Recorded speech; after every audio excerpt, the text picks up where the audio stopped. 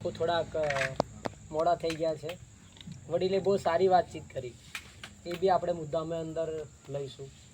દરેક ગ્રામ્ય સમિતિના કાર્યકર્તાઓ તેમજ ક્રાંતિકારી યુવાનો, આજુબાજુ ગામના આગેવાનો, વડીલો તેમજ મારી સાથે આવેલા આપણા ગુલસિંહ કાકા, મગન કાકા તેમજ આપણા સંઘર્ષ સમિતિના પ્રમુખ શ્રી નવીનભાઈ, આપ સર્વેને મારા જય જોહાર, જય આદિવાસી. હું એક ગરીબ પરિવારની અંદર મારો જન્મ થયો. મેં મારા બાળપણની અંદર ડાંગર કાપવાનું કામ, કપાસ વીણવાનું કામ, કડિયા કામ તેમજ સાથે સાથે હોટલની અંદર ડીશો ધોવાનું પણ કામકાજ કર્યું. સમય પ્રમાણે હું ભણતો ગયો, ખૂબ મહેનત કરી, ત્યારે હું એક ડૉક્ટર બન્યો. ડૉક્ટર બન્યા પછી મારા પોતાના 2 હોસ્પિટલ છે. એ વાતનું આજે મને પોતાને પણ એક ગર્વ થાય છે.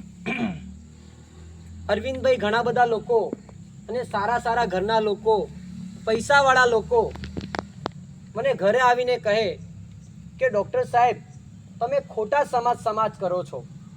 આજે તમારું ઘર સારું છે, તમારી પાસે ગાડી છે, પૈસો છે, જમીન છે, પરિવાર સારું મળ્યું છે, તો શાંતિથી ઘરે બેસીને જીવો ને. ખોટા આમ તેમ તમારો સમય વેડફશો નહીં. ત્યારે એવા લોકોને મારો એક જવાબ હોય છે કે મારું જીવન આજે સારું છે, આજે મારી પાસે પૈસો છે, આજે મારું સારું પરિવાર છે, મેં સારી રીતના ગાડીમાં ફરી શકું છું, પણ મારા સમાજના યુવાનો, મારા સમાજનું બાળક, મારા બેન સાથે અન્યાય થાય ત્યારે આ ભણેલો ગણેલો જાગૃત નાગરિક જો ઘરે બેસી રહેશે તો મારા સમાજનું કોણ જોશે? મારા સમાજનું કોણ જોશે? મને મારા સમાજના બાળકના શિક્ષણની ચિંતા છે, મારા યુવાનના ભવિષ્યની ચિંતા છે, મારી આવનારી પેઢીની ચિંતા છે. એટલા માટે આ ડોક્ટર સમાજ કરે છે. શાના માટે કરે છે? એટલા માટે સમાજ કરે છે. મારા બાળકના શિક્ષણ માટે, મારા યુવાનના ભવિષ્ય માટે અને મારા આવનારી પેઢી માટે આજે હું સમાજ કરી રહ્યો છું. એક સમય એવો આવ્યો, આજે આટલા બધા કાર્યકર્તાઓ ભેગા થયા છે, ઠીક દેવગઢ બારિયા સુધીના, ત્યારે દરેકને એક વાત કહેવા માંગુ છું કે એક સંઘર્ષ સમિતિની અંદર એક સંઘર્ષનો સમય આવ્યો. ત્યારે ઘણા દલાલો, ઘણા ગદ્દારો સમિતિને નબળી પાડવા માટે, સમિતિને તોડવા માટે જે તે સમય આવે ત્યારે આ દરેક કાર્યકર્તાઓ મારી સાથે ખભો તો ખભો મિલાવીને ઊભા હતા. અને એવા ગદ્દારોને, એવા દલાલોને એક એવો જવાબ આપ્યો હતો કે મનમાં એવો ખોટો વહેમ હોય કે અમે તોડી નાખીશું, અમે સમિતિ નબળી પાડી નાખશું, તો એટલું યાદ રાખજો, તમને ઘર ભેગા કરતા પણ હવે વાર નહીં લાગે. સુધરવું હોય તો સુધરી જાય. આ દરેક કેમેરા વાળા, મીડિયા વાળા વિડીયો છે તો પહોંચાડી દેજો. સુધરવું હોય તો સુધરી જજો. બાકી થોડા દિવસે મોર બોલાવતા પણ હવે વાર નહીં લાગે. જો મારા કાર્યકર્તાઓને ધમકાવાનું, ડરાવવાનું કામ કર્યું છે તો આ તમારો ભાઈ, આ તમારો દીકરો ખભે તો ખભો મિલાવીને લડવા માટે પણ હવે તૈયાર છે. માથે ખબન બાંધી દીધું છે. મોરે કરવો હોય તો પણ હવે મેદાનમાં તૈયાર. લોહી પાડવું હોય તો પણ તૈયાર છીએ. હવે કોઈના બાપથી બીતો નથી. ઘર પરિવારને પણ કહીને સમાજ માટે નીકળેલો છું. આ બધી ઘણી બધી વાતો છે. બીજી વસ્તુ મિત્રો કે આપણે સમાજની અંદર યુવા ધન સૌથી મોટું ધન છે. તો સમાજની અંદર યુવાનો, આપણી અંદર જે જૂનૂન, જુસ્સો ને સાહસ છે એ આપણું ભવિષ્ય બનાવવા માટે વાપરવાનું છે, આપણા પરિવાર માટે વાપરવાનું છે સૌ પ્રથમ, અને આપણા સમાજ માટે વાપરવાનું છે. આમ તેમ આટા મારવાનું હવે બંધ કરી દો. જેમ આપણને અરવિંદભાઈએ કીધું એમ વ્યસનથી દૂર થઈ જાઓ. આપણો સમાજ ઓટોમેટિક આગળ આવશે. ટાટિયા ખેંચવાનું બંધ કરો, હાથ ખેંચવાનું ચાલુ કરો. જો સમાજ ઉપર ના આવે તો આપણે આજે પણ એમની ગુલામી કરવા માટે રેડી છે, જે લોકો આપણને દબાવવા માટે માંગે છે. મેં યુવાનોને એક જ નમ્ર વિનંતી કરું છું કે આપણે વ્યસનથી દૂર થાવ, ભાઈઓનો હાથ મિલાવી લો, આપણે ઓટોમેટિક આગળ નીકળી જશું. શરૂઆત આપણે પોતાનાથી કરવાની, કોઈની પર આશા રાખવાની જરૂર નથી. આપણે આપણા ગામની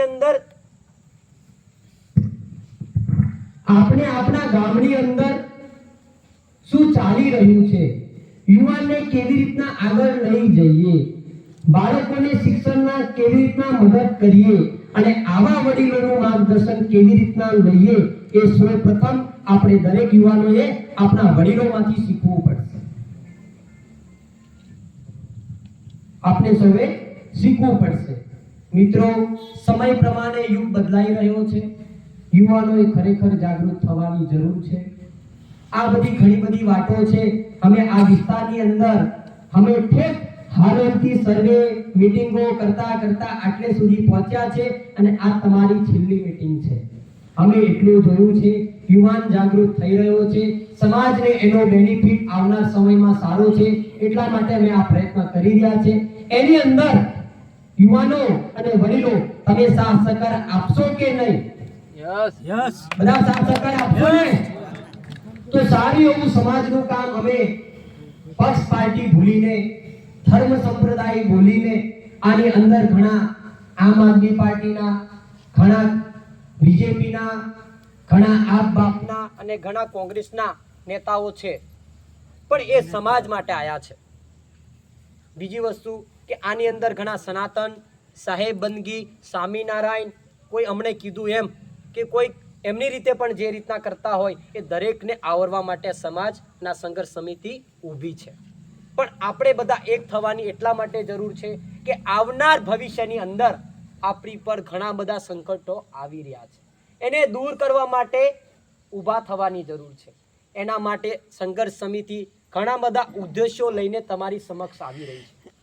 પહેલું સ્તર કે શિક્ષણ બાબતની ચિંતા કરતા સંઘર્ષ સમિતિએ એવું નક્કી કર્યું કે આપણા પરોલી ગામની અંદર 1 થી 12 ધોરણની અંદર જેની અંદર વિજ્ઞાન પ્રવાહ અને ગણિતના અભ્યાસ માટેનું ફ્રીમની અંદર માધ્યમ થઈ રહ્યું છે, તો ત્યાં ઘણા આપણા બાળકોને અવનાર ટૂંક સમયની અંદર ત્યાંની વિઝિટ કરાવીશું ફ્રીમની અંદર. અને ઘણા યુવાનો જે સરકારી નોકરીની તૈયારી કરી રહ્યા છે એને ત્યાં લાઇબ્રેરીની અને ફ્રીની અંદર ક્લાસીસ મળી રહે એ આયોજન ચાલુ છે. ત્યાં તમારે યુવાનોએ જોડાવાની જરૂર છે.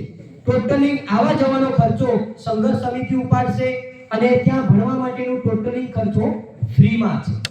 બીજી રહી વાત ન્યાય બાબતની, તો ન્યાય બાબતે સંઘર્ષ સમિતિ એના માટે તો વખણાય છે કે તાલુકા વિભાજનની વાતો હોય, આપણી બેન સાથે અન્યાય હોય, આપણા ભાઈ સાથે અન્યાય હોય, એ કોઈ પણ બાબતે નકાર્યું નથી. એ લડવા માટે સંઘર્ષ સમિતિ અને સંઘર્ષ સમિતિના દરેક હોદ્દેદારો અને સમાજના આગેવાનો સમાજ સાથે રહ્યા છે અને રહેશે. એની બાહેધરી હું પોતે તમને આપી રહ્યો છું.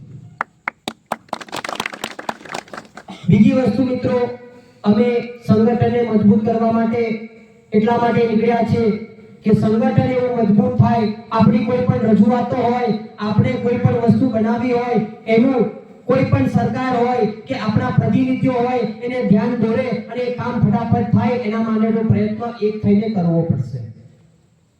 તો મિત્રો મેં એમને એવું કહેવા માંગુ છું તમને સર્વેને કે આપણે સંગઠન બારિયા સુધી પહોંચાડી રહ્યા છે, તો તમે બધા સહકાર આપવા માંગો છો ને?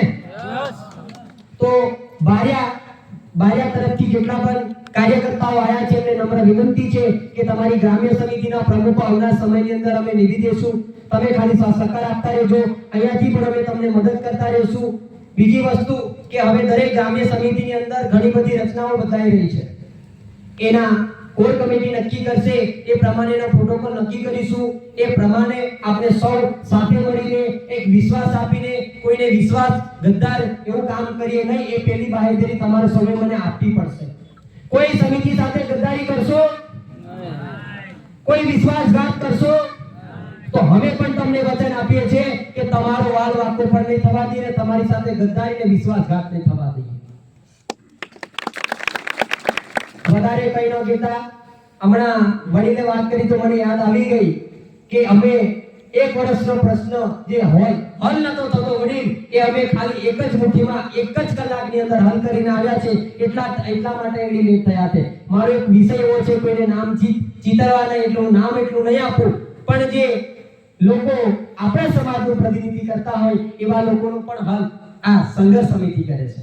એટલે એ વાતનું પણ મને ગર્વ છે કે આપણી પાસે ઘણા એવા લોકો આપણી પાસેથી એવી ઈચ્છા રાખે છે કે આમના પાસેથી આપણે કંઈ શીખીએ, આમાંથી આપણે સમાજને શું આપી શકીએ. એવા ધ્યેયથી અમે લોકો તમારી પાસે આવ્યા છે. બસ તમારી પાસે રૂપિયો જોતો નહીં, તમારો ખાલી સાથ સહકાર જોવે છે. જય જોહાર, જય આદિવાસી. ખૂબ ખૂબ ધન્યવાદ. આજ